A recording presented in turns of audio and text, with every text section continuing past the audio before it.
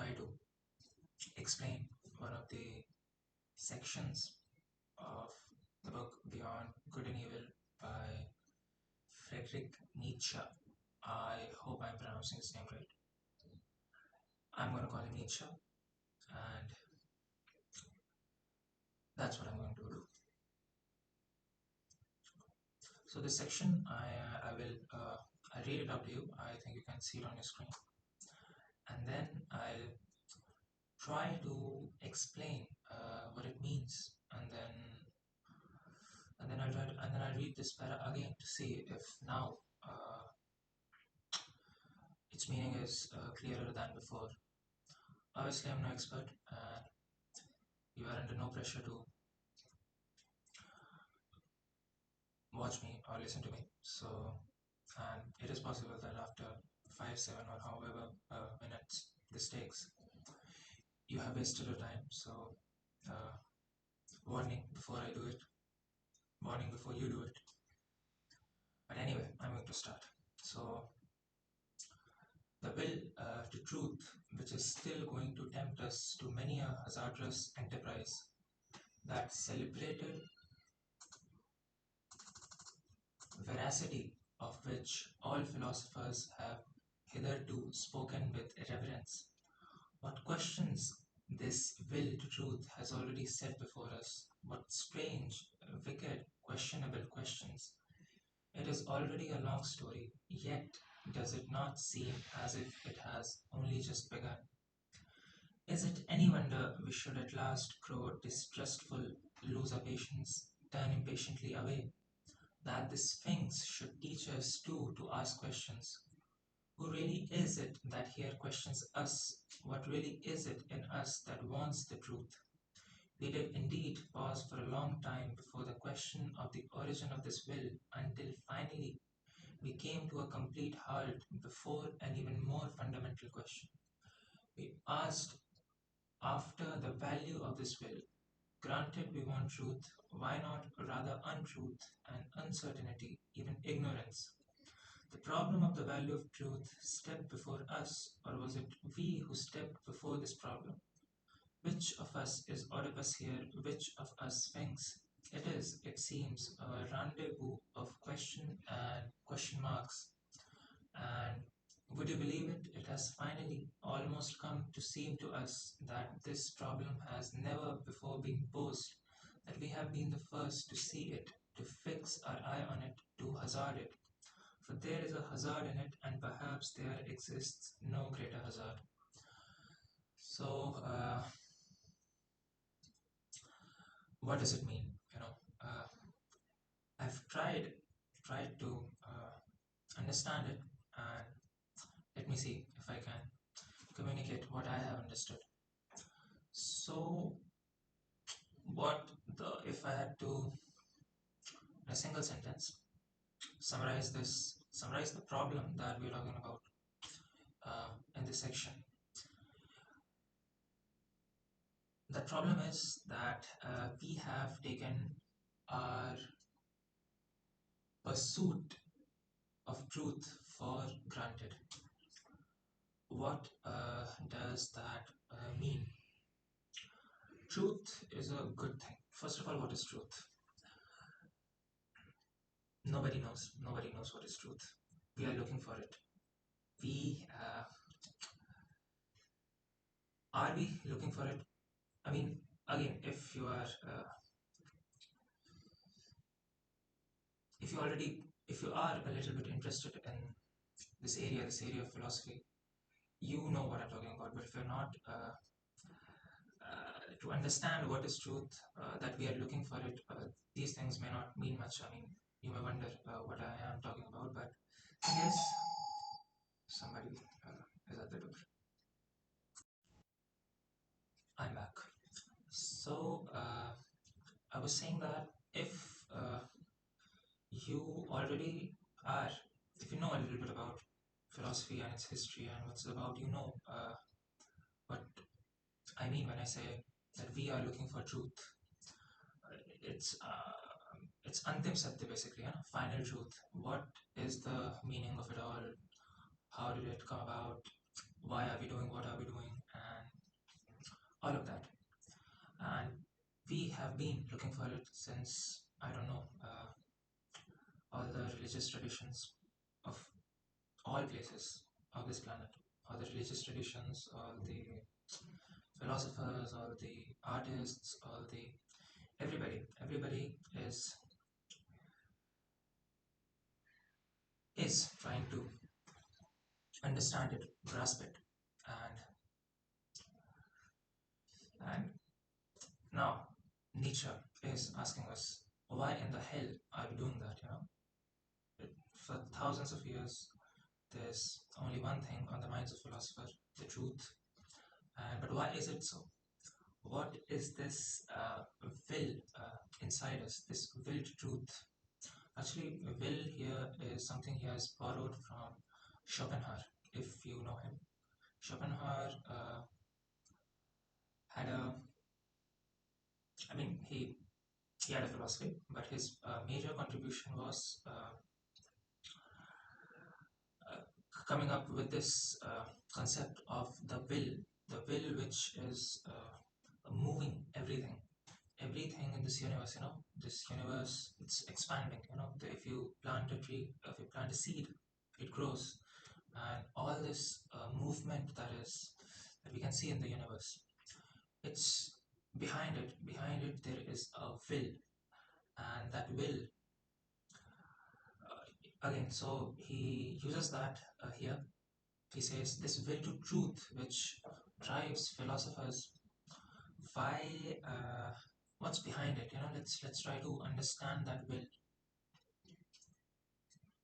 And he says, why are we looking for truth? Why not untruth, or why not uncertainty? Why not ignorance? What is we have been doing it for years now. And this is, he's writing in the, I think, the second half of the 19th century. And this is after Darwin. This is after the scientific revolution. So we have been doing it. We have been trying to find truth, but there are some truths that we have found which did we really wanted to know. For example, we have found out while looking for it, we found out that we are brothers and sisters with bananas and apples, right? A theory of evolution. We are brothers and sisters with animals. We are brothers and sisters with insects. And did we really want to know that? And and did we really want to know our place in the universe? Universe is, it's billions and trillions and even more than that, galaxies and planets, and here we are, a small planet revolving around a sun which is, again, we think it's big but it's not. So did we really want to know that? And for example, did we really want to know that love is just a chemical reaction in our brains? It's nothing. There could be, but there couldn't be anything anything magical about it, like we thought or like we think.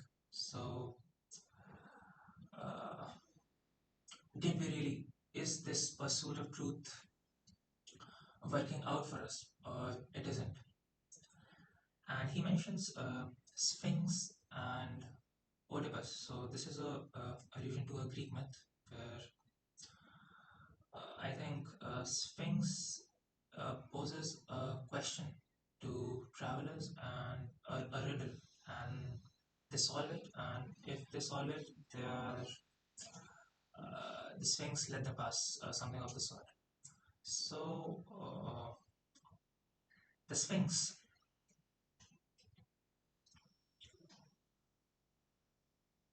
one thing that happens here is that Oedipus, when a Sphinx asks a riddle, presents a riddle to Oedipus, and Oedipus solves it, and he moves. His story moves, but his story is a tragedy. He um, kills his father, marries his mother, then pokes his eyes out. That's what he does, and it's quite a famous tragedy of Oedipus. So I think what, again, he's same point, reiterating the same point, that Well, okay, we are looking for truth, but are we going in the same direction? I mean, the right direction, not the same direction, the right direction.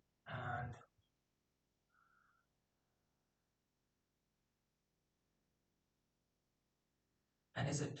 And is it worth it? Is it worth it? And also one more thing, uh, Nietzsche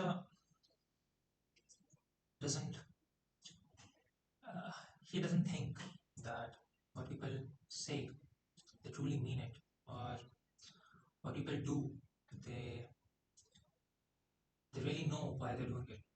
So when a scientist is looking for truth, is looking for facts, is looking for the answers to his questions, what exactly inside him, what is it exactly inside him or her that is motivating them, and is that motivation really as noble as we think it is? Anyway, he tries to put an analogy here between truth seeker, and the external, the real truth seeker, the deceptive truth seeker, and with the Sphinx and with the Oedipus, what is what, who is who, are we sure? We have understood stuff and we have understood it. We humans, I mean, we humans who are seeking truth have understood our role, we have understood our motivations. He doesn't think we have. So he says that he's the first one, I guess, to, and we are the first one to tackle with this problem, actual real motivations behind our truth seeking, and how valuable is it, and is it going to is it going to help us in any way, or well, maybe it could, but we can't take it for granted. We need to be critical about it, and it's a difficult, it's a tough question. We don't know. We don't know how this questioning of questioning will turn out, but uh, but come on, I mean, if we are looking for truth, why uh, why stop midway? Why not take it all the way? So I'll read it again, and let's see if now it makes a little more sense or not. The will to truth, which is still going to tempt us to many a hazardous enterprise, that celebrated veracity of which all philosophers have hitherto spoken with reverence. What questions this will to truth has already set upon us? What strange, wicked, questionable questions? It is already a long story, yet does it not seem as if it has only just begun? Is it any wonder we should at last grow distrustful, lose our patience, turn impatiently away? That the Sphinx should teach us too to ask questions. Who really is it that here questions us? What really is it in us that wants the truth? We did indeed pause for a long time before the question of the origin of this will, until finally we came to a complete halt before an even more fundamental question. We asked after the value of this will. Granted, we want truth. Why not rather untruth and uncertainty and even ignorance?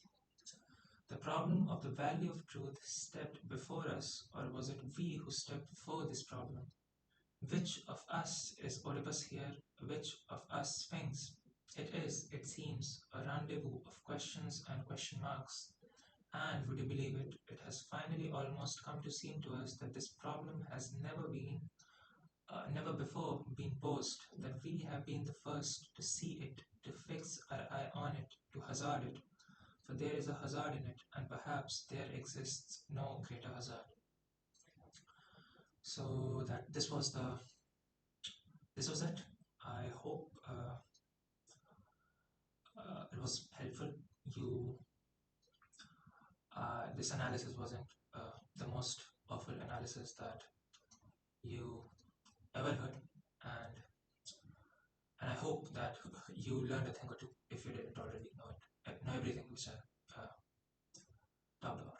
Anyway, thank you for staying, which is a surprise if you have stayed here for 15 minutes. But thank you. Goodbye.